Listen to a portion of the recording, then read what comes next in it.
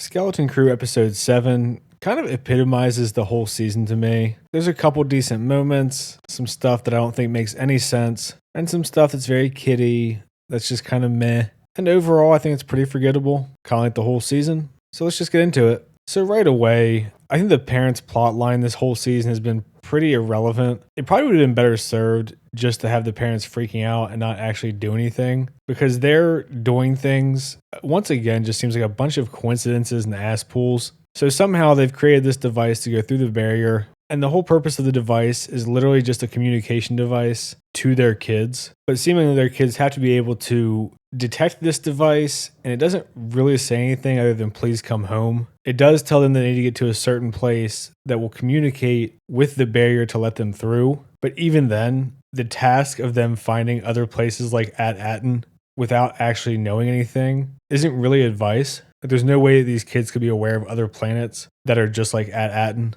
and these planets might have their own barriers. The planet's droids want to arrest them for trying to communicate outside the barrier. They're catching them and stunning them, and eventually Fern's mom gets this device to go up, and it just kind of floats up and goes straight through the barrier, and then just hovers around the barrier around At-Atten, I guess hoping the kids receive it somehow. It seems like the kids would have to have a ship to even detect the device or use it or anything. They'd have to be nearby in proximity. So really, they'd already pretty much have to have found their way back to At-Atten in order for this device to work. And of course, the timing at which it reveals itself is perfect for saving Jod.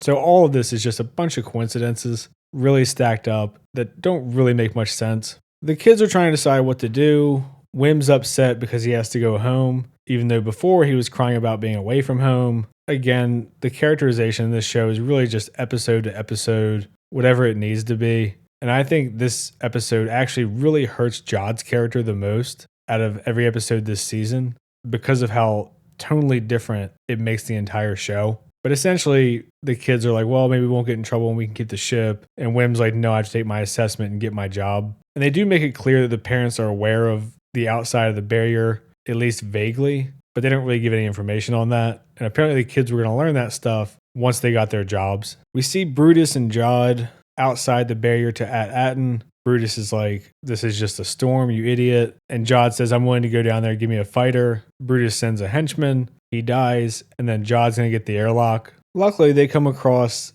the kids in their ship, which is Takranad's old ship, just before Jod gets the airlock. And apparently Takranad's ship is special and that it can get through the barrier to land on At-Atten.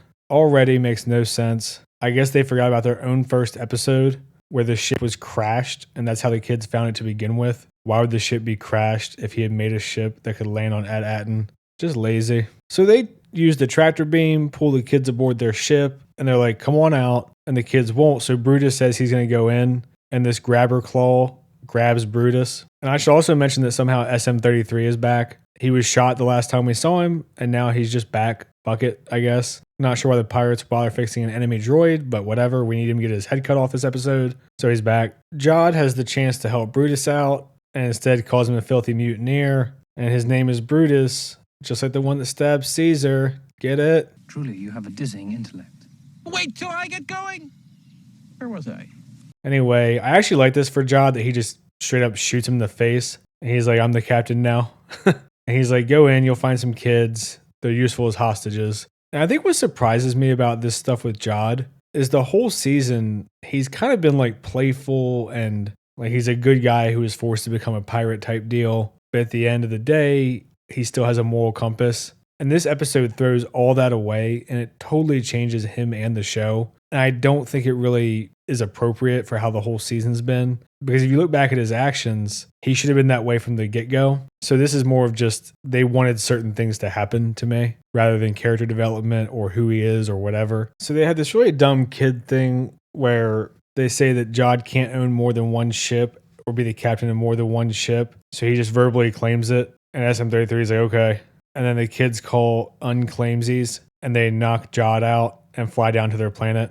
All very kiddish. There's a really sharp contrast here in tone, and I don't think it really works with how dark it gets. So after SM-33 knocks out the guards and Jod, they get through the barrier. They're alive because of this magical ship that for some reason was crashed into the planet to begin with. And I'm sure most people will love this scene when Jod wakes back up, pulls out a lightsaber, cuts off SM-33's head, and then threatens all the kids and tells them that he's glad that their parents showed themselves so that he knows what they look like. And if any of the kids do anything, he'll slowly torture their parents in front of them. And to me, this is just way out of character for him. Like, yeah, he's a pirate, but he's mostly been like the fun, kind of upbeat, not too evil type of pirate.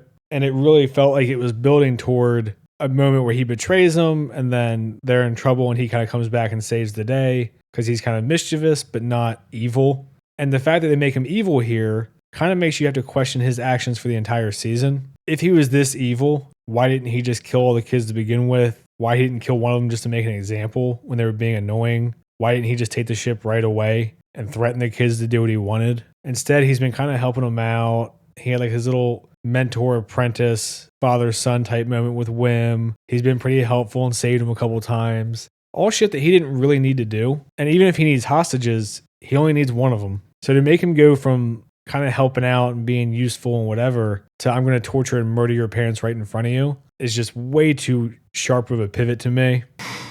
Boy, that escalated quickly. And it took it way too dark. Even before with the acid and stuff, he was killing bounty hunters and pirates, and he was also protecting the kids and himself. This is just, he's a supervillain. We go back. The parents are tired of dealing with the droid. They want to talk to the supervisor. The supervisor says over the intercom, all non-essential work is suspended.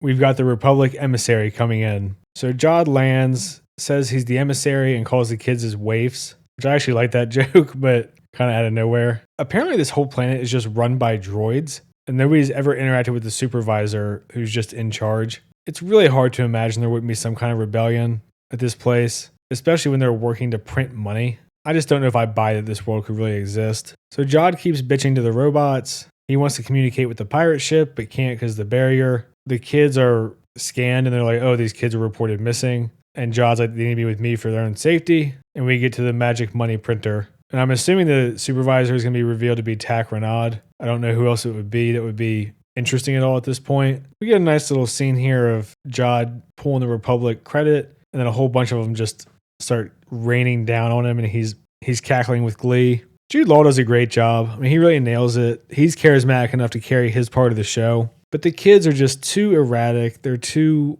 all over the place. They're not really fleshed out beyond broad traits. And even then, they just kind of say what their traits are. They don't really get to do much because they're kids. Even in this one, Wim's like, why don't we take the ship? And they just try to run at Jod and the bodyguards, and they just get snatched up. And it's like, oh, great joke. The kids and their parents are all reunited, and then Jod pulls out his lightsaber. And that's where it ends. Another super duper short episode. Even with how evil they made him this one random episode, I still suspect that he's going to call the pirate ship down, the family's going to be in danger, and then he's going to help them fight off the pirates and ask for a reward.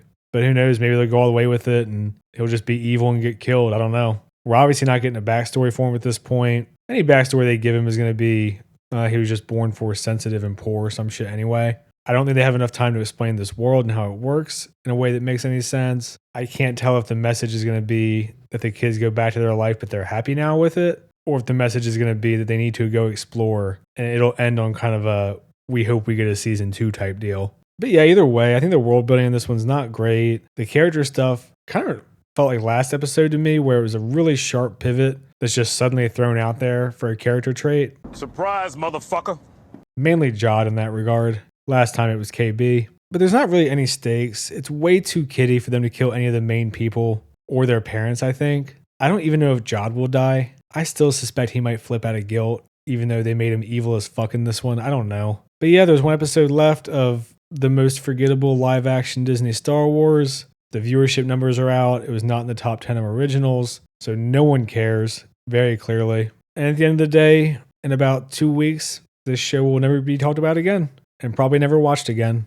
Those that doubt me, suck cock by choice. It'll just be put on to go to bed to sometimes by the hardcore Star Wars people who love anything with Star Wars on it. You could just slap on a fucking gay porno and call it Star Wars, and they'd go crazy and defend it. I'm gonna leave it there for this one. If you've seen it, let me know what you think. I try to respond to the comments that aren't just insults. Like and subscribe and all that shit. Thanks. See ya.